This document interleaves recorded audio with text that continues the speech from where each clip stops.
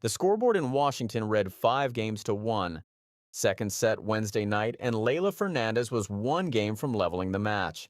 Fernandez is the defending champion here. She won the title 12 months ago and had spent 20 minutes playing like someone who intended to keep it.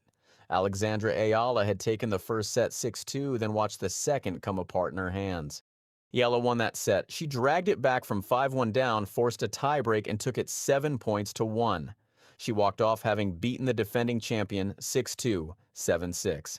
The day before, she had beaten the reigning Olympic champion from a set and a breakdown. Her reward in the live rankings was nothing, not one place.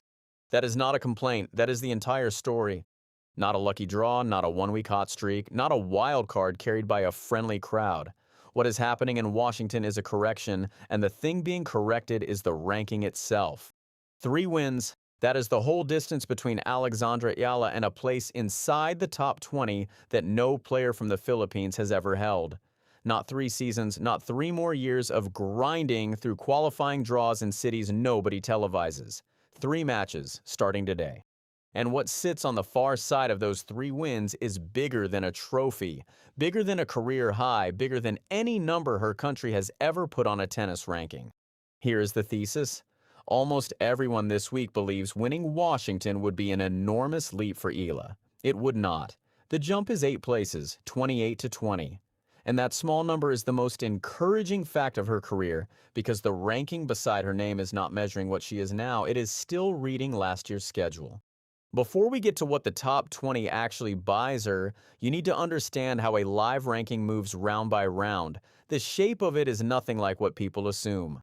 Eala goes into today's quarterfinal at a live world number 28.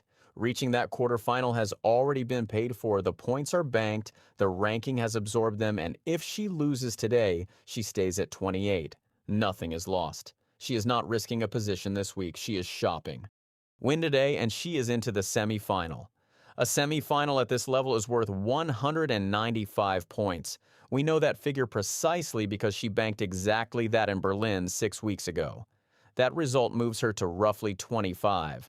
Win that and she plays the final worth 325. 130 points more than the semi-finalist banks a serious haul, and she moves from 25 to 24. 1 place. The number barely twitches. Then win the final. The title is worth 500. That is 175 points on top of the final, only slightly more than the previous step, and she goes from 24 to 20. 4 places. Look at the shape of that. 130 points buys 1 place. 175 buys 4. The rankings are not a ladder with evenly spaced rungs. They are a traffic jam. Between roughly 24 and 21 sits a cluster of players separated by almost nothing, and Eala can spend a whole extra round of tennis inside it without appearing to get anywhere. The title is the one result that clears the cluster in a single stroke. Those middle rounds still matter, just not the way the headline suggests. Now the part underneath, which is the real story of her next 2 months. A tennis ranking is a rolling 52-week window. Every point you earn this week replaces whatever you earned in the same week last year. You climb by the difference between the two. This is why the players above her are trapped. Most of the teens and low 20s are defending a summer that went well for them, so much of what they win this month adds nothing. They are treading water at speed. Now look at Alexandra Eala 12 months ago. In the American summer of last year, she was ranked outside the top 70. Her United States Open ended in the second round, beaten by Cristina Busa. By early September, she was winning the 125 in Guadalajara, then reaching the quarterfinals of a 250 in Sao Paulo in front of a few hundred people. Those are the results currently sitting in her ranking. So there is almost nothing to defend. Every point she wins between now and the end of the North American swing is close to pure addition. She is one of very few in that range playing with house money, and it lasts until roughly the end of the United States Open. The top 20 is not the summit of this climb. On the current evidence, it is the floor arriving late, because the evidence is now substantial. At Wimbledon this month, she beat Iga Swiatek, the defending champion, 7-6, 6-2, taking the first set tiebreak 11 points to 9. She became the first player from the Philippines to reach the second week of a Grand Slam. In Berlin in June, she beat Elena Rybakina, then the world number 2, 7-5, 6-4, then beat Elina Svitolina in straight sets to make the semifinal. That is 3 top 10 wins in a single summer. Her career record against top 10 opposition now stands at 7 wins and 4 losses. This is her 5th tour-level quarterfinal of the season. Her career high of 28 was set on the 13th of July, and she has not stopped winning since.